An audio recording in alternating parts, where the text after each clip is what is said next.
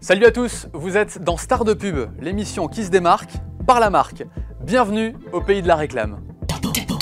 C'est un de nos sexy septuagénaires de la chanson, devenu également animateur de télé, Dave. Dave, de son vrai nom Wouters Levenbach, a enregistré son tout premier disque dans son pays natal, la Hollande, vers 1963-1964. Après quelques années de succès du côté du fameux port d'Amsterdam, il débarque en France sur un vieux rafio amarré tantôt sur la Seine à Paris, tantôt dans le port de Saint-Tropez, histoire de permettre à son marin d'eau douce, ou salée d'ailleurs, d'aller chanter avec sa guitare aux terrasses des cafés. Et c'est là que Dave est repéré par un certain Eddie Barclay, qui publie son premier 45 tours en français en mai 1968. Ouais, pas vraiment le meilleur mois de la meilleure année pour un succès commercial, mais peu importe. Dave en profite pour jeter un pavé dans la mare de la variété française avec des chansons qu'il écrit, musique et paroles, pendant 5 ans durant lesquels on retrouve également Dave dans la comédie musicale Godspell avec Daniel Auteuil et Armand Altaï, et même au très chic festival d'Avignon. Il faut attendre son arrivée dans la maison de disques de Jodassin, CBS, en 1974 pour que ça marche enfin avec le Sugar Baby Love.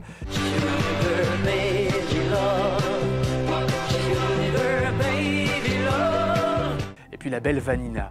La suite est connue, du côté de chez Swan et ailleurs d'ailleurs. Ah, je vous l'ai dit, Dave est aussi animateur de télé.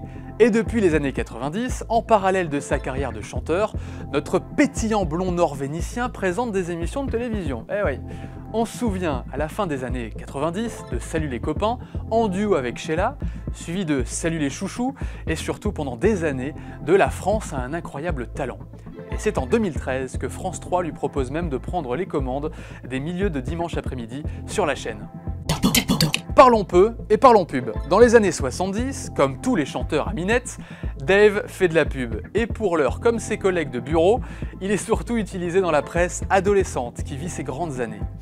On se souvient notamment de notre Hollandais chéri comme égérie des tricots Z de la marque Zazie, alors Zazie avec un Y, ne pas confondre, créé par Zazitex Paris. D'après les souvenirs de l'artiste, les photos de cette publicité auraient été prises dans une discothèque de Royan lors d'une tournée Europe 1 à laquelle participait justement le chanteur. Elles seront publiées dans les numéros de Hit Magazine de septembre et octobre 1979. Alors aujourd'hui surtout, ne demandez pas à l'intéressé ce que les tricots Z lui ont rapporté, il risquerait de vous piquer avec des aiguilles, à tricoter bien sûr. Dans le même genre de projet tout aussi rentable, Dave enregistre en 1976 pour le marché japonais une chanson quasi publicitaire. En effet, celle-ci est écrite afin d'évoquer, plutôt très clairement, le rouge à lèvres Ginza Red de la marque Kanebo. Un rouge à lèvres destiné à l'adolescente nippone dans le soleil levant, voire à la geisha aguichante. À noter d'ailleurs que le Ginza Red signifie littéralement le rouge Ginza, soit le rouge de la plus prestigieuse avenue du Japon, l'artère principale de Tokyo, qui correspond à nos Champs-Élysées. Et si la musique de ce Ginza Red Oui Oui, c'est le titre, est d'un japonais, le texte, lui, en français, est confié au compagnon du chanteur, Patrick Loiseau. Pourquoi en français? Eh bien tout simplement parce que les Japonais, et surtout les Japonaises, adorent la variété française et trouvent notre langue pleine de sensualité, voire d'exotisme, surtout quand elle est chantée par un beau minet pas très viril aux cheveux longs. En plus, Patrick Loiseau a répondu parfaitement à la commande. Le titre de la chanson, Ginza Red Oui Oui, comprend donc la marque du rouge à lèvres, suivi d'un des mots français les plus faciles à retenir, le mot oui, doublé en plus. Pour la petite histoire, ce bon plan, entre guillemets, en apparence, a été proposé à Dave par Kazuko, une jeune chanteuse japonaise installée à Paris, que Dave a connue dans Godspell. Il faut préciser que Kazuko est la fille d'un multimilliardaire japonais, l'une des 250 plus grosses fortunes du Japon, et qu'elle a quelques relations forcément. Là encore, cette publicité ne rapportera rien au chanteur, pas un franc, ni un dollar, et encore moins un yen. En revanche, comme la chanson est gravée sur un 45 tours commercialisé au Japon, cette publicité permet à Dave, inconnu alors en Asie, d'y mettre un pied. Sa voix non seulement résonne sur la Ginza, mais aussi d'Osaka à Kyoto, Si la marque Kanebo ne lui paye aucun forfait, elle ne lésine vraiment pas sur l'affichage, ni sur les PLV en magasin. Sans compter que le disque est envoyé en promo dans les radios de tout le pays. Dave sortira d'ailleurs, grâce à ce coup de projecteur, d'autres disques que je propose justement de découvrir au son de Ginza Red, oui oui. Allez, parlons peu et chantons pub.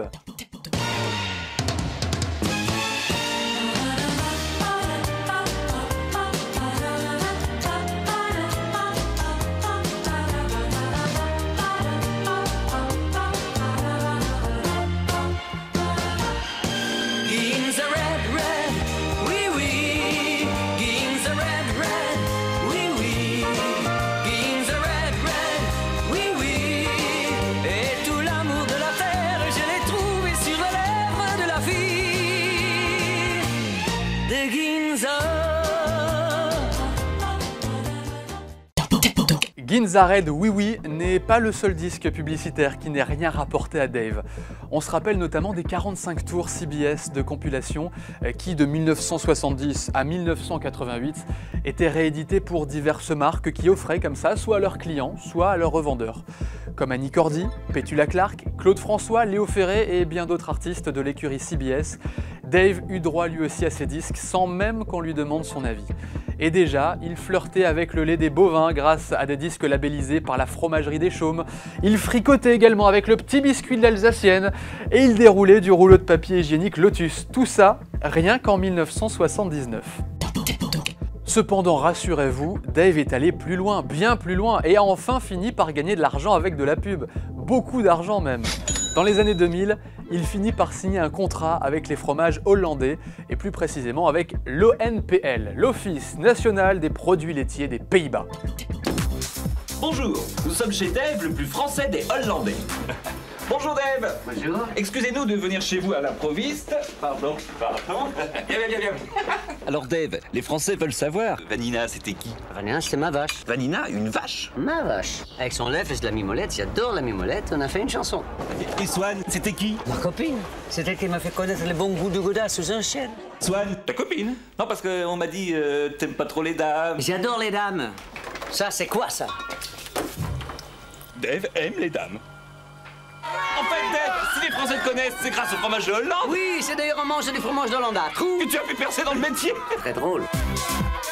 La Hollande, l'autre pays du fromage. Pendant 3 ans, le copain de Vanina devient l'ambassadeur des fromages de Hollande en France. Et on ne compte plus les annonces qui seront exploitées en presse comme en affichage, notamment dans le métro. Ni même d'ailleurs les PLV dans les magasins, ou encore les fameux conseils de cuisine Made in Dave qui seront édités afin de toujours vendre plus de fromage Made in Holland. Ça vous dit quelque chose ou pas? Dans pique-nique, il y a pique.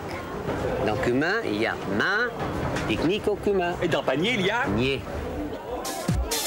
Gouda au cumin d'Hollande. Dave, ça veut dire quoi, Gouda en hollandais? Oh, you moved the date! Ah, merci, Dave. Le Gouda d'Hollande. En fait, Dave, si les Français te connaissent, c'est grâce au fromage de Hollande. Oui, c'est d'ailleurs un mange du fromage d'Hollande à trous. Que tu as pu percer dans le métier. Très drôle. Fromage d'Hollande à trous. En fait, Dave, on m'a dit, t'aimes pas trop les dames. Mais j'adore les dames. Ça, c'est quoi, ça?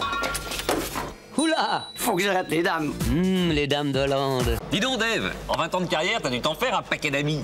Non, un seul ami. Molette. L'ami Molette. Hein? L'ami Molette d'Hollande.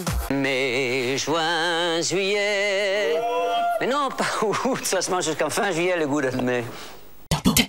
La big love story du Dave et du fromage à pâte molle ne s'arrête pas là.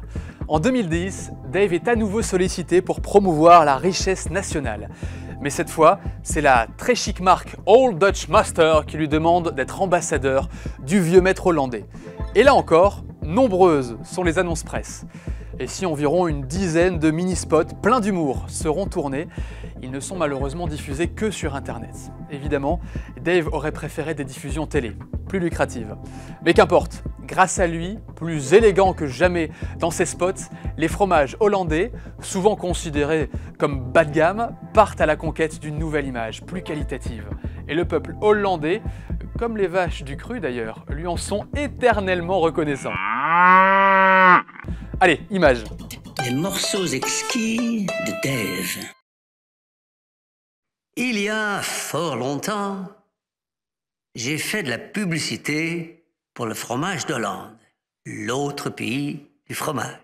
Et j'ai même prétendu aimer les dames. Même on m'a prêté une liaison avec mon ami Molette. Eh bien aujourd'hui, je l'avoue, ce que je préfère, c'est le hollandais bien vieux. Les morceaux exquis de Dave. Vieux, goûteux, affiné, raffiné et hollandais. C'est tout moi. Les morceaux exquis de Dave. Tu sais quoi? Plus je vieillis, plus j'aime les dames. Et c'est vrai.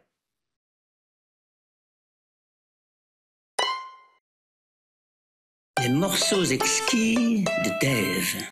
Se faire retourner sur une planche de bois toutes les semaines pendant un an, les pieds. Dave confie volontiers aujourd'hui que ce sont cependant ces petits spots qui lui ont donné envie d'accepter le premier rôle du film belge Chanson pour ma mère, sorti en 2012. Comme quoi, la pub mène à tout, il suffit juste d'en sortir. Voilà, c'est terminé, je libère votre tête qui gondole afin d'y mettre très bientôt un nouveau produit promu par un autre chanteur. Allez, à très vite dans Star de Pub.